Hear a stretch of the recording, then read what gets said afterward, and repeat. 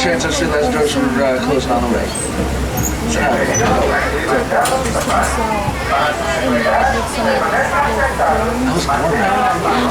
Alright, jumbo everybody. My name is Phil. I'll be your guide here in the Harambe Wildlife Reserve today. A couple safety notes to go over. For everyone's health and safety, we do need to wear face coverings properly at all times. That means all the way from your nose to your chin. Make sure we're not blowing it. Also, we do need to stay fully seated at all times. No standing, holding kids up, changing seats, passing us around. Regardless of whether we're moving or stopped, we gotta be seated. As the sign up ahead on the right says, this is a wildlife reserve. These are wild animals, a lot of them endangered as well, so protecting them is of utmost importance. We don't want to call out to the animals, yelling, whistling, clicking sounds, things like that. We also don't want to be actively eating or drinking. Make sure any food's away that can come up to the vehicle. And I'm assuming you don't want to lose any items, but dropping or throwing items from the truck, they will become theirs. You're going to want to avoid doing that. We want to take only pictures, leave only tire tracks. That'll be our motto today. Speaking of, have your cameras ready. I will make brief occasional stops, but a lot of the time we'll be moving the animals also might be, so you want to be prepared. I also want to point out there are spotting guides above you. You really don't need to use them. That's what I'm here for, but I'll make note of them every once in a while. Now let's start over here to the right. You might be able to see there an okapi. Okapi are actually so shy and reclusive, they were believed to be a myth in the Western world up until 1901. So they're obviously known in Africa, but they're very hard to find out in the wild. And very unique looking, even though they're actually, they look like it's either they're the only living relative of giraffe. Males like this, it's kind of obvious in one way. Their skull structure. You can see the little ossicones, little false horns that giraffe have. So that's one outward feature. On the inside, they have 7 vertebrae in their neck, which is the same number as giraffe. And they have a 12-inch long prehensile tongue, which is a little shorter. Prehensile means to grasp or to grab, so they'll wrap onto and grab their food with their tongue. A very useful feature for both species, so hopefully find some giraffe later and talk about that a bit more. Top of the hill on the right here, you'll see a saddle-billed stork. They live and mate in pairs for life, so there might be another one nearby. That, by the way, is a male. It might be a bit hard to see, but males have brown eyes. Females have bright yellow eyes. Males also a little bigger, pretty negligible difference, but there is one. They stand up to about 5 feet tall with a wingspan of up to 9 feet, so it's one of the bigger flighted birds, at least, that we might find out here. By the way, you'll see a lot of other birds like the egret there on the left that do have relatives in Africa, but are not African species themselves, so not going to really talk much about, not African animals. So anyway, on the right here, some female greater kudu. We could potentially find a male, but the herd is just the females and they're young. Usually pretty small as well, somewhere between about 3 and 10. You see the males out either under your spotting are the ones with the big spiral horns. They're crepuscular in nature. That means they are mostly active at times like twilight, early and late in the day when it's a bit darker out, but they are not, strictly speaking, nocturnal. To the left here you can see some bongos, which is another antelope species.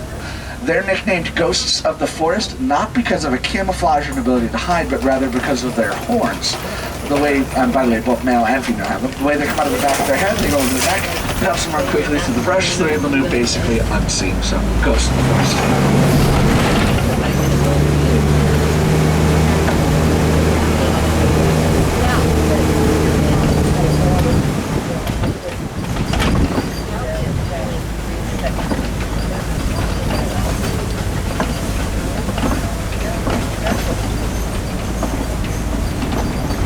Add vultures and ducks to more relatives to Africa, not African species themselves. Oh, here we go. Over on the left, 2 more African species. Start with the hippo, Nile hippopotamus. Hippos are nocturnal, so they do sleep during the day, often like we see there, underwater. Most of the day is going to be in water. They come out at night to graze. But yeah, they can get sunburn if they're out in the sun too much. Anyway, they can hold their breath for 8 minutes at a time, and they have a natural reflex that allows them to surface, take a breath, and submerge without waking. Kind of cool. A group, and by the way, you'll find there is one. You'll find there a lot of fun group names. It's called a bloat. A male can weigh up to 5,500 pounds. Their size doesn't limit their mobility, so believe it or not, I mean, first of all, actually, they walk mostly on the bottom. They can swim. They usually walk on the bottom. They can outrun humans on land. They're faster than we are. And I think it's important to mention that even though they are herbivores, they are territorial and aggressive, and their bite force is comparable to crocodiles. So they're actually rather dangerous. The other animal that's African on the left here are the pink-backed pelicans. As you can see, they have webbed feet. They also have waterproofing on their feathers, so they'll swim around and collect their food in their large bills, and that's why they live on the river. They like the stork, have a wingspan, actually it's a little bigger, about 9.5 feet. They also, though, live and mate in pairs. Their group, their pod is up to 50 pairs. A few more down there, actually. There's a lot of hippos. Now, we're also about to cross a bridge. Those are Nile crocodile. Make sure we are fully seated here. Everywhere, but especially here. They have two group names, basque or float, depending on if they're on land or in water. On average, they'll reach about 16 feet in length, and they'll weigh about 500 pounds. And their bite force, again, similar to hippo, is about 2,000 pounds per square inch of pressure, so one bite can easily crush the bones of their prey. Now, one kind of interesting thing, you'll often see crocodile laying on the bank of the river with their mouth open. You might kind of assume they do that just kind of waiting to capture prey or, just kind of showing off their teeth. But the real reason they do it is because they're ectothermic. They lack sweat glands. So leaving their mouth open is how they cool down, how they thermoregulate. Basically the same thing dogs do when they pant. So it might look scary, but nothing really scary about it. And interestingly, you'll see hippos sometimes with their mouths open. They look more like they're yawning. But that is a territorial display. They are trying to show their teeth off doing that. So it's kind of the opposite of what you might think. Anyway, that's also really just the tip of the iceberg when it comes to thermal regulation. There are a lot of unique ways animals cool down, and I think it's kind of a fascinating topic. I also just like using big words. But anyway, we'll certainly talk more about this throughout our journey. We've just left the forest. We mentioned the savannah. Being more open grassland, it should make it a little easier to find animals. And it's home to a lot of Africa's most famous species. And from here, it's a little hard to see, but there is a giraffe out in the distance. So we've got that to look forward to, which is nice. Also, lots of antelope, and I see some cattle as well. So there's some pretty cool animals up ahead. There's also a squirrel. But again, not an African squirrel. Anyway, we'll just kind of wait until we get a little closer to those animals. Really a lot going on out there. I see some wildebeest as well. But nothing going on over here.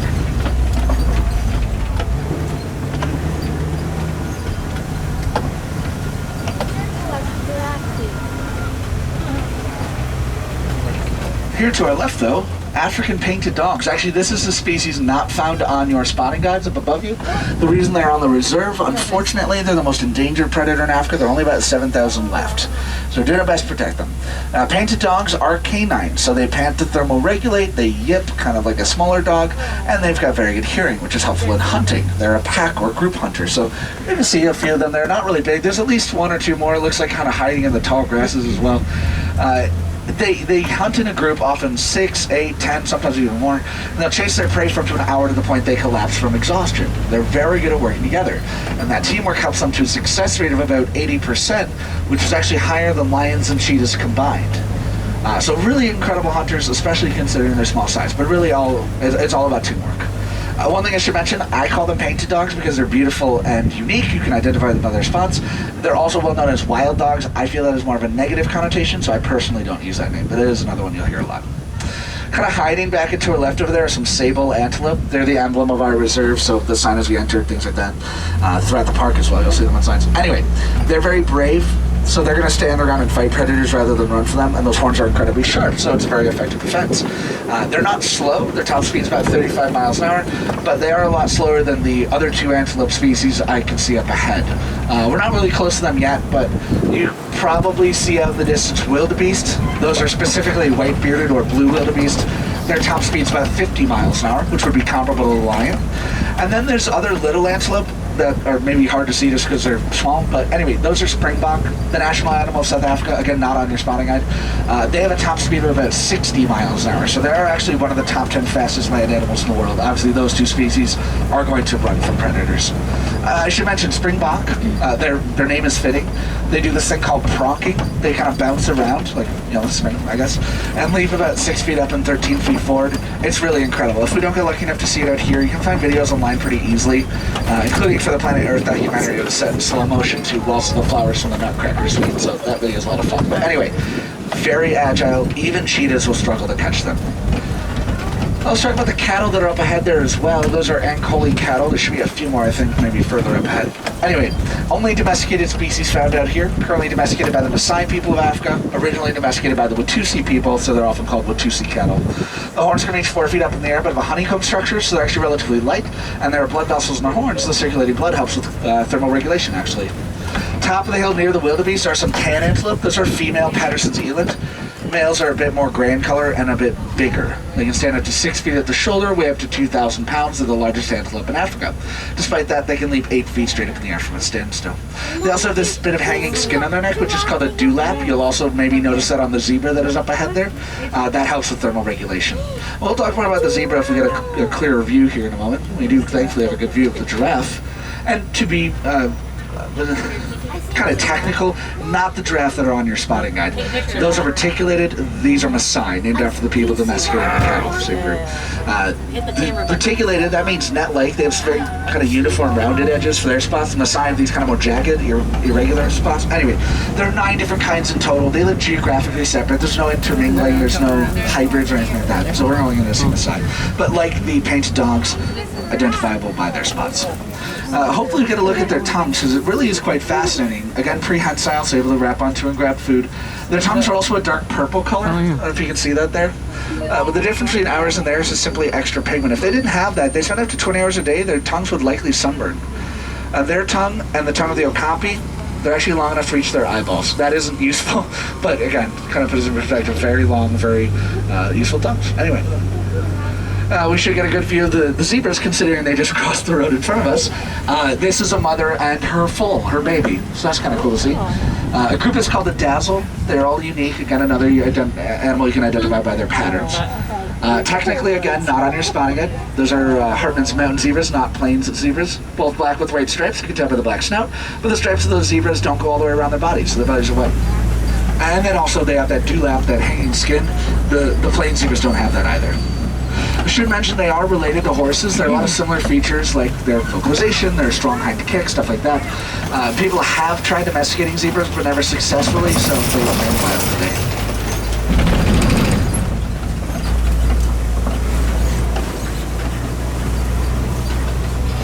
Just saw a monkey in the bushes to the left. I don't know if it's going to be easily visible, and it's the only one I saw, so that's unfortunate. Or if it wanted to show itself, it's kind of in those bushes back there. Yeah. Well, there's another one. You can kind of see it. It's still again hiding, but if you want a better chance to see monkeys, check out our 2 walking trails, Guilla Falls here in Africa, Maharaj, Jungle Trek in Asia. You're not on a moving vehicle, and monkeys are really small. So anyway, but that was a mandrill, a female specifically. They're the largest monkey in Africa, up to 100 pounds, and the males are the most colorful monkey in the world. They're bright red with nose and bottom, partially, or at least partially inspired. The coloring of Rafiki in The Lion King. He was kind of an amalgam of different monkeys. Might have already seen this, but it's kind of hiding to our right, an elephant. The African elephants are a lot larger than Indian elephants. Actually, largest land animal in the world. Males can stand up to about 13 feet tall at the shoulder. They have about 13,000 pounds. Several feet taller and several thousand pounds heavier than females, potentially. That is a male, but he is pretty young, or at least he's very small, so I'm guessing he's young. Anyway, I don't necessarily know what we just saw.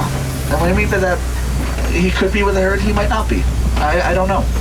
The herds are a matriarchal society, so the females are the leaders. Actually, it's a lot like the kudu we saw in the forest. The females and their young living together, the males living separately. You'll sometimes, brief view of him once more, unfortunately, I can't stop. Anyway, the males, they sometimes live with other males in bachelor herds. Most of the time they're going to live alone. They obviously will spend some time with the females, obviously for mating purposes, but they live separately. So, anyway. He is alone right now. That doesn't necessarily mean we don't get another chance to see some elephants out here. It is possible he's young enough that he's still with a herd and he's just separated from them. It's also certainly possible. He is a 13 or 14-year-old male, so I don't know. I don't know necessarily what we'll find out here. Hopefully we do find some more. Cool thing about elephant herds, actually, they're often one extended family. So the leader of the group is often simply the grandmother. And very large, very close-knit groups that could be up to 40. Typically they will stick pretty close together. They don't separate very much, very far, or anything like that. But actually, out in the distance, we have found a herd. So I don't know if he's with them or not, but either way, we found a group.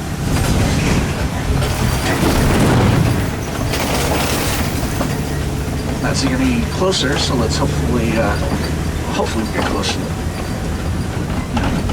Anyway, elephants use their trunks for almost everything they do, which includes eating, drinking, smelling, trumpeting. Tens of thousands of muscles, very complex. It takes a baby about a year to learn how to use them effectively. By the way, good view of those 2 female eland and all the wildebeest we saw earlier, just from a closer angle. Anyway, elephants will spend about 70% of their day eating, consuming at least a couple hundred pounds of food a day, but also drink about 40 ounces of water. So considering there's 2 big watering holes in this area, it's not surprising that's where they are. This is interesting. That's an adult female to our left, and she's missing her right tusk. You see the left one pretty clearly, but the right one isn't there. They're actually incisors, so they're really long teeth. It's not like they're baby teeth and they fall out. They do, though, break sometimes. More often than that, they'll just kind of wear down, but that is because they are used for things like digging and protection. And they're certainly able to survive easily without them because, again, everything else they do, they use their trunks for. Well, one other thing I should mention, you'll see them flapping their ears. That's to help them with thermal regulation. There are a lot of blood vessels in their backs, so that can cool them down pretty effectively. They also fling mud and dirt onto their back. That's more so to protect their skin from sunburn, but could also help with cooling.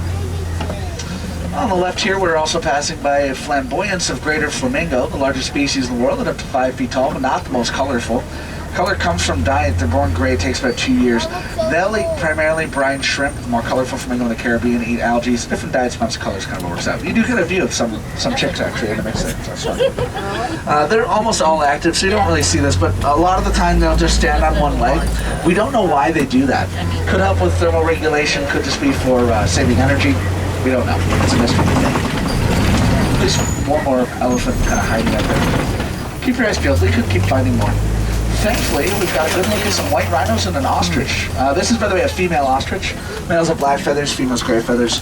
They lay the largest egg in the world, about 3 pounds, about the same as 2 dozen chicken eggs. And they are the largest bird in the world, up to 9 feet tall. They're, of course, flightless. They're also the fastest 2-legged land animal, or biped, at about 40 miles an hour. Only 2 white rhinos, so we haven't technically found a group, but a group of rhinos is called a crash. They're notorious for their poor eyesight. They can only see well forward, about 6 to 8 feet, so you'll probably see some movement in their ears. That's how they see, if you will. Yeah, they weigh up to 5,000 pounds. That's actually nearly twice the size of black rhinos, and they can, they can gallop too, so they're graceful, but you definitely don't want to be in their way if they think you're a threat. Now, the names are misnomers. These rhinos look light in color, but that's just because they're covered in mud. There's actually not much, if any, color difference between black and white. We think the name white rhino came from a word "vite," meaning wide in Afrikaans, in reference to their jaw. You can kind of see how it's a square shape. It's very wide. That's very different from black rhinos, who have a pointed, prehensile upper lip. So actually, the nicknames are wide-lipped and hook-lipped. Those make way more sense than the names black and white, but black and white is just kind of stuck at this point. Anyway, hopefully we get to see more rhinos in general. But let's move on. There's cheetahs on our left. 2 of them there. The group is called a coalition. They can be a little bigger than this, but they're fairly small. And they most of the time don't hunt in that group. They hunt most of the time alone, which is not easy. And it's the reason why their success rate is only about 25%. Compare that to the painted dog's 80. It's a big difference. They are the fastest. Oh, and by the way, looks like 2 more up ahead. They're the fastest land animal in the world. They can go 0 to 60 in 3 seconds. They're incredible sprinters, but they're also only able to hold their top speed for about a minute, and it takes about half an hour to cool down. So they do kind of lack endurance. They're not the biggest and strongest predators in Africa. They will use their spots as camouflage, trying to sneak up on their prey. They are a diurnal or daytime hunter. There's those 2 I was talking about, by the way. Anyway, yeah, relatively low success rate. Not bad hunters. It's just not always easy. They're often mistaken for leopards or vice versa. There are several differences, though. Cheetahs have dots, not the rosettes. They're sleeker. They're way faster. The coolest difference, cheetahs have tear lines, which are black lines coming down from their eyes, which will help in the same way eye black would for an athlete. One thing I should also mention, I don't know how many... Oh, hello, ostrich. Oh, okay. I'm just going to wait for her. That's always something new around here. This isn't new, actually. I don't know why I said new. This happens all the time. This has happened twice to me today. Anyway, the cheetahs and those few painted dogs we saw earlier, we didn't see activity. To be fair, all these animals aren't constantly walking around, but also especially predators, they want to save their energy so that they can be more effective whenever they do hunt. So it's not laziness, but cheetahs and painted dogs and most other predators are going to be inactive most of the time. That's simply so that they can be more effective whenever they do hunt. We have officially found a crash because there is one more white rhino up ahead. Let's start with this antelope on the right. It's a bontebok, certainly not one of the more famous, but one of the rarer species out here. There were less than 20 in the wild at one point back in the 1830s, but there are thousands today, and it was because they were all living on a farmer's land and he realized what was going on, so he protected them. It's a really cool comeback story. There were more in captivity, so they may have potentially been reintroduced, but reintroductions are incredibly difficult. It's far easier to simply protect wild populations, so it's a wonderful story. And then to our left, actually a couple of lions. You can see a male clearly, but if you look a little bit further to the right down there in the shaded area, there's a female as well. I more so would have expected that than seeing this male here in the open. Lions don't care for the heat actually all that much, so most of the time they're going to sleep under the rocks. We don't get a good look at them, especially during the summer. They are nocturnal, so they're more active at night. They're inactive up to 20 hours a day, so enjoying a nice little nap right there.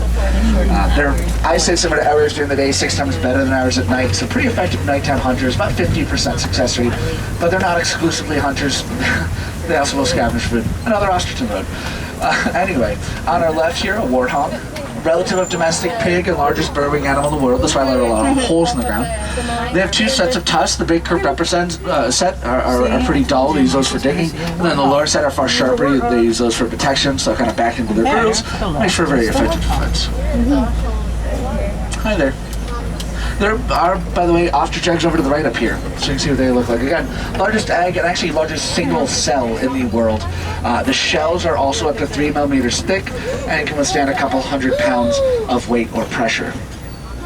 I mentioned they are the fastest biped at about 40 miles an hour. That's one of their 3 kind of main survival tools. They also have the largest eyes of any terrestrial vertebrate species. Which is slightly confusing, but all it means is they have really big eyes at the top of a 9-foot tall head. They also have an incredibly powerful forward kick, which actually can be fatal to some predators, like, for example, cheetahs. So they're not easy prey for a cheetah, especially a single cheetah to catch. They could potentially be outrun if the ostrich gets lucky, especially with their ability to see over the tall grasses and they got that strong forward kick.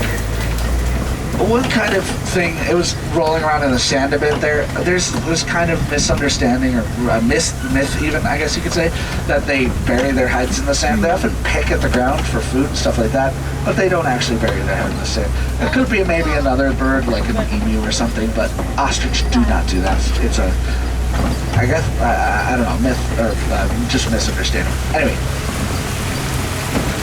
unfortunately, we're about to leave the reserve, so we are coming to the end of our safari.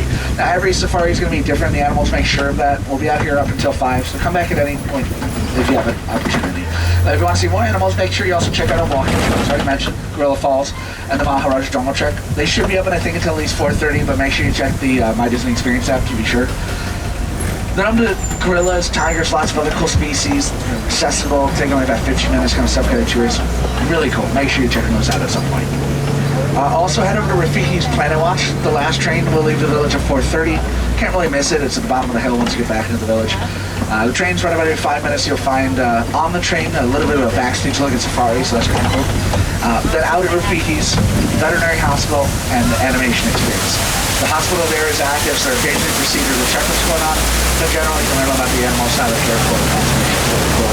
And then the animation experience, learn from an animator how to draw characters from a movie like The Lion King or Jungle Book or something like that. So, and by the way, the next one for that will be 1:45, and that'll be 45 minutes after that throughout the rest of the day. Really cool thing. Anyway, if you have questions, feel free to stop and ask. I'll do my best to answer them. As we pull in, stay seated, keep your hands on the truck, away from the doors, corner left in the forest. Also, look back for your personal belongings before you leave. Do not leave anything behind. We want to do our best to stay safe, so keep your face coverings on. Do your best to keep your physical distance, and also stay hydrated. It is relatively warm, and this park is basically a swamp, so it's really hard to stay cool. Anyway, we don't say goodbye. It's too final. We say Kwaherini. That basically means go well in Swahili. And Asante Sana, that means thank you very much. Okay, my name is Phil. It's my pleasure to be your guide. We hope to see you all again real soon. If you're on the right, watch your hands on street lights. Doors will be open. Watch your head and step. Keep anything behind. I'm going to be talking about